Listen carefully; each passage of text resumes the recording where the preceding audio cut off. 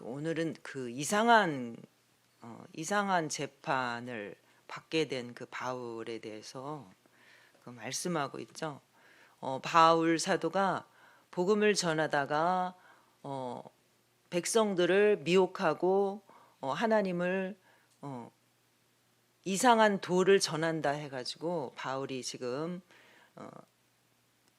사내들은 공회에서 재판을 받았죠. 그리고 또 벨릭스, 이전 총독인 벨릭스에게 재판을 받았고, 또 이어서 후임으로 온 베스도에게 지금 다시 이제 재판을 받게 되는데, 바울이 사실은 아무 죄가 없기 때문에 오늘도 베스도가 이렇게 말한 것처럼 이 사람은 죄가 없는데 이 사람을 어떻게 쳤지, 이 문제를 어떻게 해결해야 될지 몰라서, 사실은 죄가 없는데 자기가 지금 로마 황제에게 상소를 했기 때문에 어쩔 수 없이 보내야 되는데, 이 재판 자리에 황제에게 보내야 되는데 이걸 어떻게, 이 상소를 했으니까 소장을 써서 보내야 되잖아요. 재판에 대해서는 제가 잘 모르지만 어떻게 할 말이 뭐라고 쓸 말이 없어서 내가 지금 이거 고민이다라는 거죠. 지금 아그리빠 왕과 버니게가 지금 베스도에게 문안으로 왔다 그랬어요. 그런데 도움을 요청하는 거예요. 그 13절부터 보니까 여러 날을 있더니 베스도가 바울의 일로 왕에게 고하여 이르되 벨릭스가 한 사람을 구려하여 두었는데, 이전 총독이 바울을 이렇게 가둬뒀다라는 거예요. 벨릭스도 어떻게 바울을 처치할지 몰라가지고 자기 아내와 함께 와가지고 바울의 말을 듣고 막 이렇게 했잖아요. 무슨 일인가 이게, 무슨 일인가 해가지고 들어봤지만 벨릭스도 별다른 죄를 찾지 못해서 결국은 그냥 놔둔 거예요. 그냥 감옥에 놔둔 거, 묶어둔 거죠. 그런데 이제 베스도가 예루살렘에 올라갔더니 예루살렘에서 대제사장들과 거기 있는 모든 유대인의 그 높은 사람들이 이 베스도에게 또 이제 이렇게 요청을 한 거예요. 그래서 바울을 세웠는데 바울을 데려다가 여기서 재판받게 해달라. 사실은 그쪽에서 있다가 바울이 지금 가이사랴로 넘어왔잖아요. 그런데 인사차 갔더니, 이제 후임으로 왔으니까 가서 인사해야 되잖아. 인사차 갔더니 바울을 데려다가 여기서 재판받게 해달라라고 요청을 한 거예요. 그러니까 이 베스도가 거기 있는 사람을 여기까지 왜 데리고 오냐, 나 며칠 있다가 나도 또 갈 거니까 니들이 필요하면 나 따라 가서, 나랑 같이 가서 그 사람이 무슨 죄가 있는가 한번 그럼 들어보고 이렇게 하자 해가지고 그 사람들을 데리고 와가지고 이 앞에 1절부터 보면 또 이렇게 세웠는데, 베스도가 보니까 특별한 뭔 죄가 없는 거죠. 특별한 죄가 없고 다만 예수의 죽음과 또 죽은 예수가 살았다라고 말하는 것밖에는 찾지 못한 거죠. 그러니까 이게 지금 바울이 황제에게 가서 난 로마에 가서 재판 받겠다 이렇게 상소를 했기 때문에 이거 보내긴 해야 되는데 뭐 거기다 뭘 써서 보낼 게 없는 거죠. 아주 입장이 난처하고 곤란하게 생긴 상황이 지금 앞에 12절까지 내용인데, 또 이것을 또 어떻게 하면 좋을지 아그리빠 왕이 오니까 또 도움을 요청하는 지금 오늘의 내용이에요. 자, 그 내용을 다시 한번 이제 여기서 말하죠. 15절 6절 한번 다시 볼까요? 내가 예루살렘에 있을 때에 유대인의 대제사장들과 장로들이 그를 고소하여 정죄하기를 청하기에 내가 대답하되 무릇 피고가 원고들 앞에서 고소 사건에 대하여 변명할 기회가 있기 전에 내주는 것은 로마 법이 아니라 하였노라. 아니, 이 사람의 말도 들어보지 않고 내가 무조건 이 사람을 재판할 수는 없지 않느냐. 그러니까 니들이 원고들이 이 고소한 내용을 피고가 이 앞에서 재판석에서 한번 자기 변론을 할 수 있는 기회를 줘야 된다라는 거죠. 그래서 데려왔어요. 이제 17절에 18절 한번 볼까요? 원고들이 서서 내가 짐작하던 것 같은 악행의 혐의는 하나도 제시하지 아니하고 오직 자기들의 종교와 또는 예수라 하는 이가 죽은 것을 살아있다고 바울이 주장하는 그 일에 관한 문제로 고발한 것뿐이라. 내가 들어보니까, 바울을 데려와서 들어보니까 원고들이 대제사장들과 유대인의 높은 사람들이 바울을 고발했잖아요. 그랬는데 그러니까 이 바울이 뭔 엄청난 죄를 졌구나. 어마어마한 죄를 진 줄 안 거예요, 베스도는. 그런데 내가 짐작하던 것 같은 것이 그런 거라는 거예요. 야, 이 사람 엄청 큰 죄를 졌나 보다. 그런데 그런 악행의 혐의는 하나도 제시를 했대 못 했대요? 하나 뭔 혐의가 그냥 혐의점이 없는 거죠. 보니까 자기들이 종교 문제라는 거예요. 종교 문제. 근데 그 내용이 뭐라고요? 예수라 하는 이가 죽은 것을 살아있다고 바울이 주장하는 그 일에 관한 문제로 고발한 것뿐이라. 아주 큰일인 줄 알았는데 종교 문제니까 별거 아닌 거죠. 세상의 법정에 나가서 예수 믿는 사람들끼리 무슨 고발 사건, 뭐 다른 이 종교 문제를 갖다 고발하면 그것도 해결하기가 쉽지 않을 것 같아요. 세상 사람들이 볼 때 예수 교회 그러면 다 똑같은 걸로 여기죠. 우리가 특히 지금 코로나 시대에 신천지 문제가 있었죠. 뭐 또 다른 교회 이런 데서 많이 문제가 생기잖아요. 그럼 사람들은 뭐라고 할까? 예수 믿지 않는 세상 사람들은 뭐라 그래요? 교회가 문제다 그렇잖아요. 그냥 교회는 싸잡아서 그냥 교회예요. 교회인 거죠. 그냥 신천지 교회나 예수 재림 교회나 하나님의 교회나 여호와 증인 교회나 그냥 우리 그냥 기독교 대한성결 이런 보통 교회나 다 똑같은 그냥 교회라고 그냥 생각하는 거예요. 그러니까 세상 사람들은 교회 이런 저런 이거 따질 것이 없어요. 이 사람들이 예수님의 부활을 믿느냐, 예수님이 십자가 복음을 믿느냐, 아니면 예수를 안 믿고 예수를 기다리는 사람들이냐, 이건 상관없는 거죠. 지금도 베스도도 그런 시각에서 보니까 이게 별거 아닌 거예요. 자, 그래서 내가 이 일에 대하여 어떻게 심리할는지 몰라서 바울에게 묻되 예루살렘에 올라가서 이 일의 신문을 받으려느냐라고 물었더니 바울이 뭐라 그래요? 바울은 내가 황제의 판결을 받도록 나를 지켜주라. 왜? 바울을 죽이려고 그렇게 막 하니 유대인들이 그러니까. 그래서 이렇게 가이사에게 보내기까지 지켜두라 명하였다. 그러니까 아그리빠도 나도 이 사람의 말을 좀 듣고 싶다. 도대체 뭐길래 이렇게 유대인들이 다 전부 바울을 죽이려고 하는가 궁금한 거죠. 자, 그래서 이튿날 23절부터 보면 아그리빠와 버니게가 크게 위험을 갖추고 와서 천부장들과 시중에 높은 사람들과 함께 접견 장소에 들어오고 베스도의 명으로 바울을 데려왔어요. 그리고 베스도가 이제 아그리빠 왕과 여기 있는 여러분들이요 하고 이제 그 청중들에게 말하는, 그러니까 일종의 공청회 청문회 성격인 거예요. 다 모아놓고 한번 여러분들이 한번 들어보십시오. 왕도 한번 들어보십시오. 여기서 뭐 혐의점을 찾아서 내가 지금 소장을 써야 되는데 나 좀 도와달라는 거예요. 지금 바울에게 변명할 기회를 주는 것도 뭐 있겠지만 내가 지금 여기서 이 사람을 어떻게 이 소장을 써야 될지 한번 들어보라는 거죠. 내가 살피건대 죽일 죄를 범한 일이 없더이다. 그러나 그가 황제에게 상소한 고로 보내기로 결정하였나이다. 그에 대하여 황제께 확실한 사실을 아뢰할 것이 없으므로 신문한 후 상소할 자료가 있을까 하여 당신들 앞, 특히 아그리빠 왕 당신 앞에 그를 세웠나이다.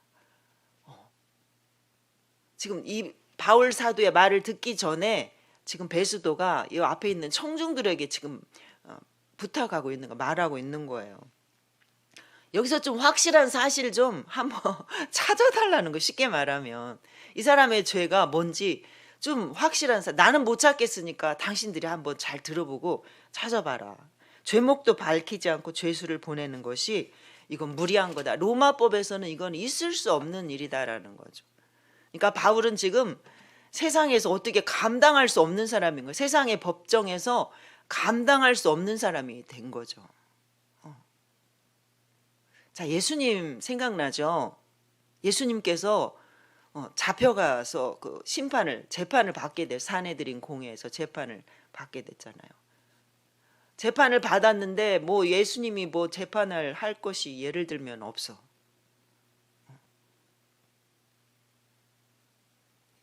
바울이 예수님이 주장하는 것이 하나님을 사랑하고 하나님의 사랑에 의해서 내가 왔고 내가 십자가에 죽을 것이고 이런 거밖에 없잖아요.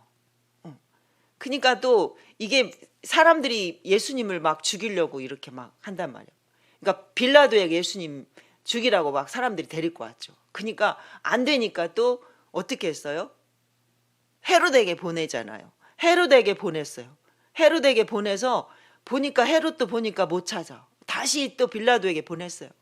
이 사람 보니까 죽일 만한 죄 지은 일이 없어.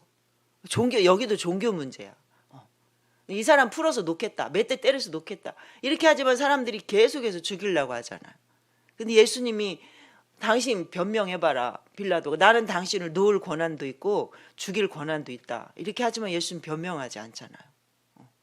왜요?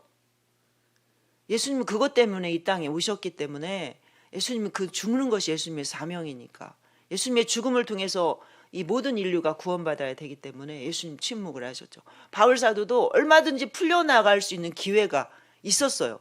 벨릭스는 바울에게 와서 맨날 이렇게 이야기하죠. 듣고 이야기 듣고 그리고 돈을 받을까. 그 무슨 말이에요? 돈 주면 풀어주겠다라는 거잖아요.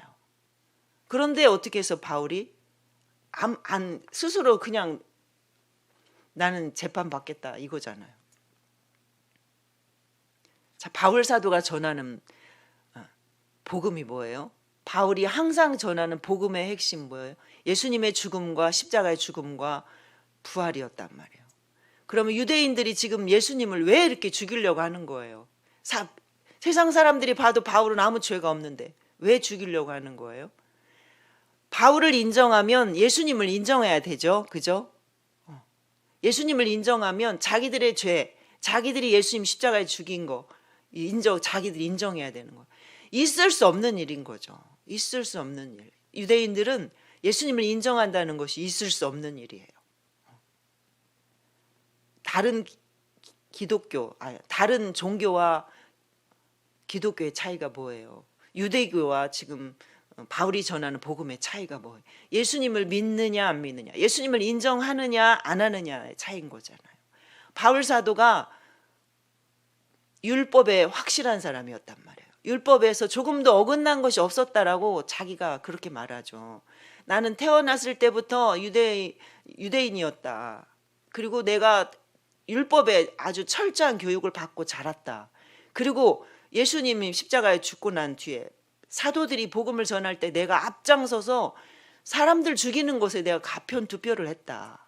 그런데 어느 날 내가 예수님을 길에서 만났다. 부활하신 예수님을 만나서 네가 왜 나를 핍박하느냐. 누구십니까? 네가 왜 나를 핍박하느냐. 나는 예수다. 너는 복음을 위해서 내가 너를 택했다라고 예수님을 만난 후에 이 복음을 위해서 바울이 지금까지 내가 믿었던 유대교, 내가 그 열심을 다하고 열심이었고 특심이었던 그 유대교에 예수가 빠진 이것은 아무것도 아니라는 것을 바울이 깨달았기 때문에 내가 지금까지 태어나서부터 지금까지 그렇게 열심이었고 목숨 걸고 내가 예수 믿는 사람을 처단하고 죽이는 일에 앞장섰지만 예수님을 만나고 보니까 내가 지금까지 무엇을 위해서 그렇게 열심이었는가 하는 것을 바울이 깨닫고 나니까 목숨을 거는 거잖아요. 예수님이 십자가의 죽음과 부활이 빠진 종교는 다 뭐예요? 아무것도 아닌 거예요. 절대 거기에는 구원이 없기 때문에 바울은 그것을 전하기 위해서 지금도 내가 살겠다고 사람들이 유대인들이 나를 죽이려고 하니까 나를 그 로마에 가서 재판받게 해달라고 하는 게 아니잖아요. 내가 그곳에 가서 내가 무죄한 것을 전하겠다. 왜 무죄? 내가 전하는 이 복음은 사실이기 때문에 예수님이 십자가에 죽으신 것이 사실이고 다시 부활하신 것이 사실이다. 그리고 그 예수님은 다시 오실 것이라는 것을 바울은 많은 사람들을 황제 앞에 가서 전하고 싶었던 거죠. 여기 오늘 보면 23절 한번 다시 볼까요? 23절. 자, 23절 우리 같이 읽겠습니다. 이튿날 아그리빠와 버니게가 크게 위험을 갖추고 와서 천부장들과 시중의 높은 사람들과 함께 접견 장소에 들어오고 베스도의 명으로 바울을 데려오니, 지금 바울의 말을 들어보기 위해서 천부장들과 시중의 높은 사람들을 다 부른 거예요. 복음은요, 모든 사람이 다 들어야 할 말씀인 거죠. 높은 사람이나 낮은 사람이나 나이 먹은 사람이나 어린 사람이나 학식 있는 사람이나 없는 사람이나 세상 모든 사람들이 다 들어야 할 말씀인 겁니다. 바울은 이것을 더 높은 황제에게 가서, 더 넓은 도시에 가서, 로마에 가서 황제 앞에서, 거기 가면 더 많은 사람, 높은 사람들이 있을 거잖아요. 그곳에 가서 당당하게 예수님은 바로 우리의 구원자다. 그분은 십자가에 죽으셨지만 다시 살아나셨다. 그리고 다시 오실 것이다. 여러분도 다 예수 믿고 구원받아라. 이 말을 하고 싶어서 바울은 그곳에 재판을 받겠다고 하는 거죠. 그런데 베스도는 뭐라고 써야 될지, 이것을 어떻게, 아무것도 없는데 바울이 세상적인 죄를 졌다면 너무나 간단한 거죠. 사람을 해쳤다든가 나무걸 훔쳤다든가, 그러면 간단한데 어떻게 할 수가 없는 거예요. 복음을 전할 때 분명히 이렇게 고난과 핍박이 있잖아요. 예수님이 마태복음 5장에서 뭐라고 말씀하셨어요? 의를 위하여 박해를 받은 자는 복이 있나니 천국이 누구의 것이다?